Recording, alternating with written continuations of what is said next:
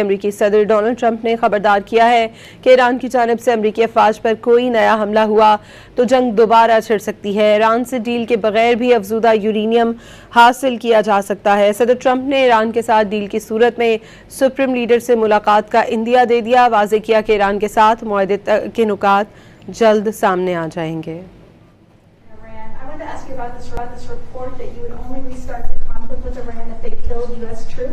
Is that your red line for ending the ceasefire?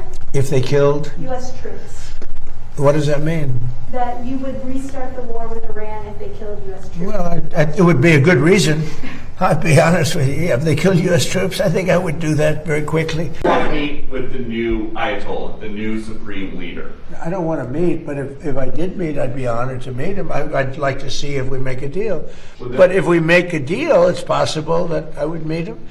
I'd be okay with it. Would that happen here in the U.S.? White House? Oh, I don't know. I haven't really heard too much about it. I didn't suggest it, but some people have suggested it. If it happened, it would be happen. I'd be respectful.